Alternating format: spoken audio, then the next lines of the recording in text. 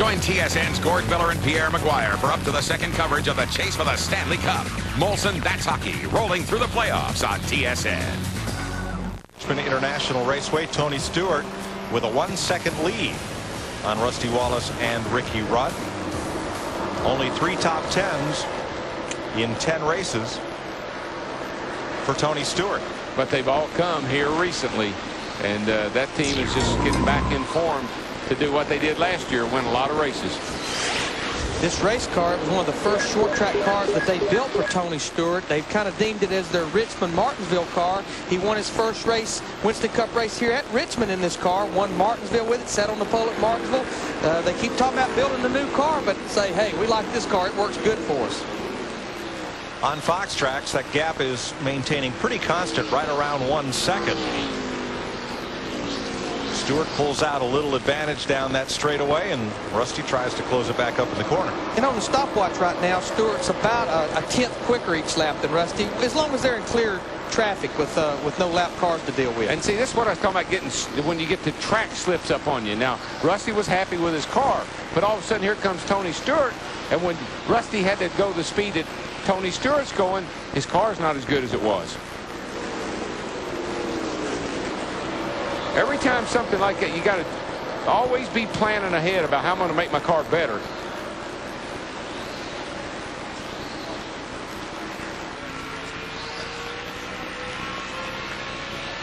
From the Miller Lite cam of Rusty Wallace, looking back at Ricky Rudd and Jeff Gordon.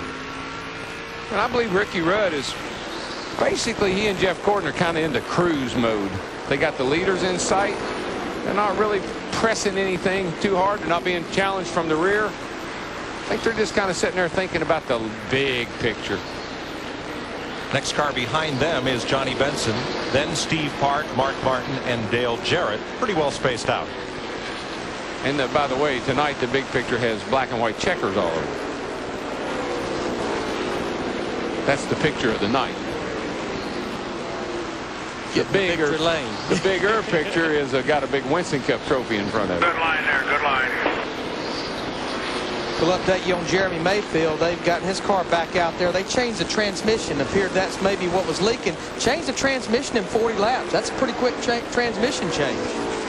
I'd be curious to know if he was. I believe he was shifting gears, and I say that because I heard him in practice, and I said that car sounded like he was changing gears, and maybe we can get somebody to find out for us. And Darrell, if they were shifting, the reason they would do that, the 2 straightaways, backstretch and front stretch, are distinctly different lengths. You'll turn about 300 or 400 more RPMs on the front stretch than the back stretch.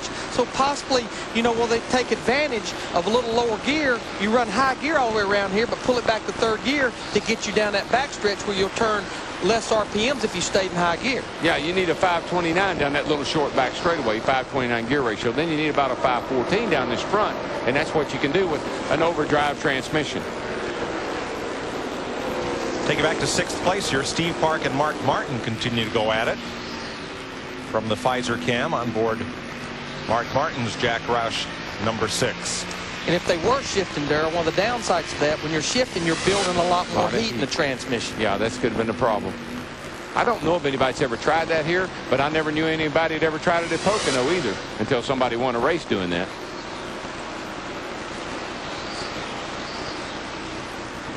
The Elliott and Atwood Dodges battling there with Kurt Busch. Those 2 Dodges are on the lead lap. Kurt Busch is not. Jeff? Yeah, Casey Atwood started back in 42nd position. Right now challenging Bill Elliott. Has moved up over 26 positions since the start of this race. Earlier this afternoon I had a conversation with Ray Evernham, and he was down there working with this group, and he could not say enough good things about how Casey Atwood had started to get a really good feel for his race car. Early on in the day they were complaining about, hey, the racetrack is really, really slick. This was on Friday afternoon. Something is either wrong with the car or wrong with the racetrack, and Ray couldn't figure it out. Ray told me, he said he finally went down into the corner, found where somebody had either spilled some oil or some antifreeze or some kind of fluid on the racetrack, the slick spot. And Casey was hitting it with the left side tires and upsetting the race car, and he knew then this kid has really got a good feel. Couldn't tell him what was wrong with the car, but he said there was something going on getting into turn 1. And Ray said, hey, I've got me a good driver tonight. I think he's starting to show it. Second place battle. Wasn't much of a battle. Ricky Rudd moved inside. 4 cars right behind him inside. And now Jeff Gordon trying to follow him through. By quarter, inside. Inside.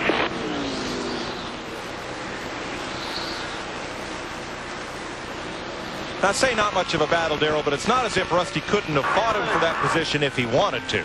We're not even halfway yet. I think Rusty's car is maybe gone away just a little bit. The track's changed. You heard him say that as I talked to him. I think he'll have to make some adjustments to that car to get back to where he was. So he's not going to fight anybody right now. Just follow him. One thing Rusty could be doing right here, these cars caught him, went by him. He may want to get back there and see what these guys are doing, what line they're running right now. Well, if they start running a higher line, he was committed to the bottom, and that's normal Rusty Wallace. He'll hang the inside. He might want to get back and take a look at where they're running, see if he can move up, help himself. 20 cars floating in there pretty good there, DJ. Talk with Dale Jarrett, and you see that he's running just a little bit quicker than the race leader. We heard his crew chief, Todd Parrott, talk to him about how Tony Stewart in the 20 car was going down into turn one. That's Todd giving Dale Jarrett his lap times, comparing it to the leader.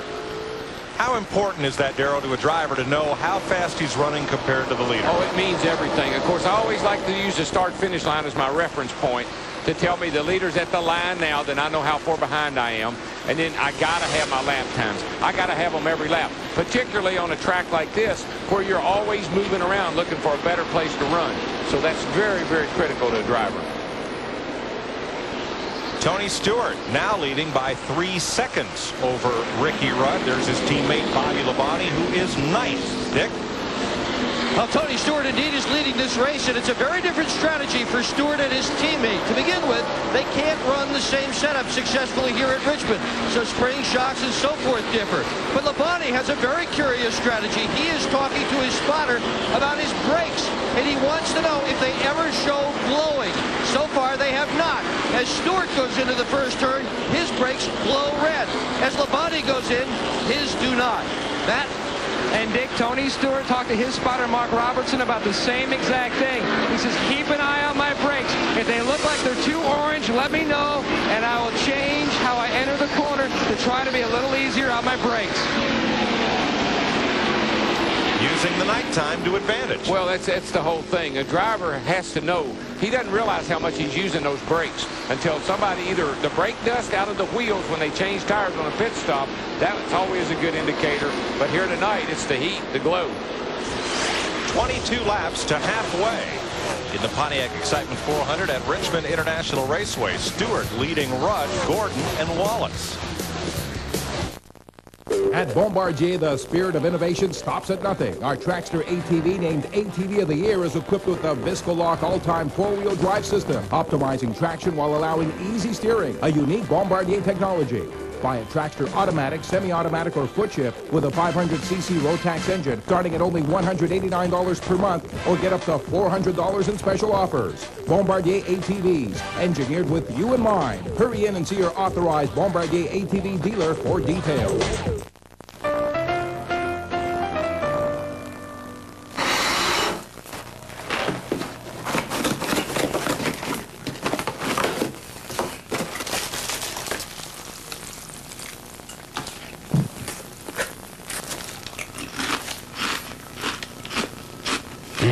That sweet taste comes from honey and nuts and the goodness of Cheerios. Honey Nut Cheerios.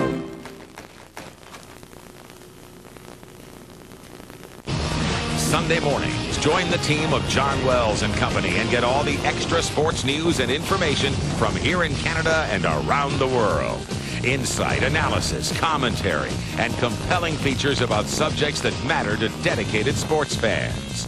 Focus on the week that was and the week that will be in the world of sports news and information.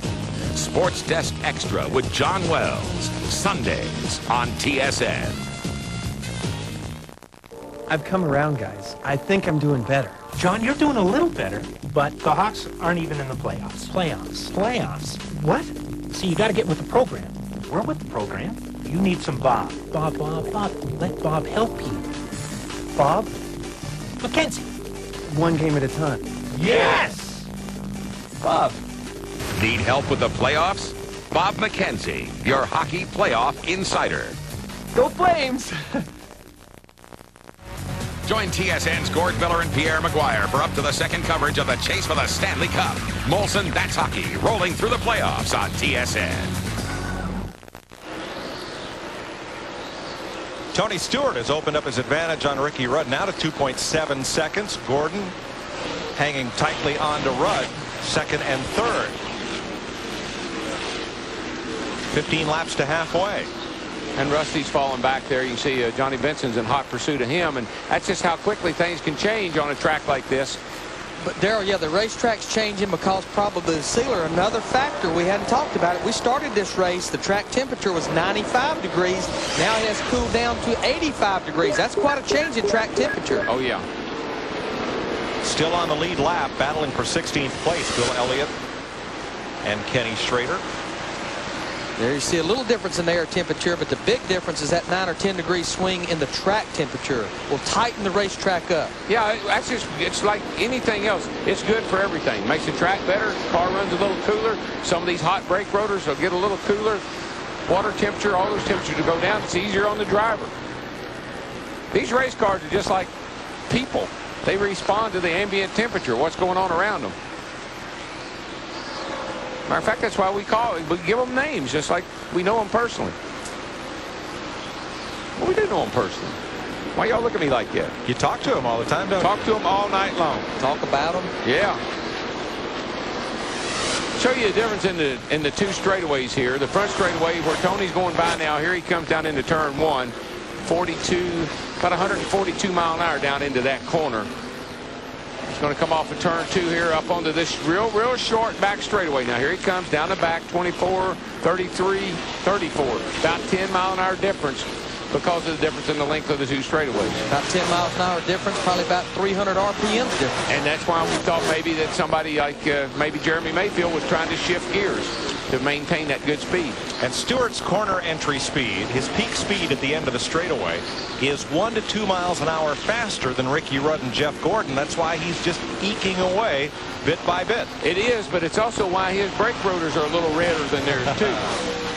And we've talked about brakes for 190 laps. A few weeks ago at Martinsville, we talked about brakes, but the difference here, this place is really harder on brakes than Martinsville because you run a much higher gear here. Your entrance speed, when you back off the throttle, that higher gear don't slow the car down as much as that lower gear, and you use more brake. Right, and here I always felt like I was riding the car down. At Martinsville, I had to stop. Make the thing just make a U-turn like you always, like the paper clip. You get on the brake, try to get off. Get off of it. But here you kind of ride in there with the foot on the brake. Stewart laps past Ron Hornaday. Let's check with Steve.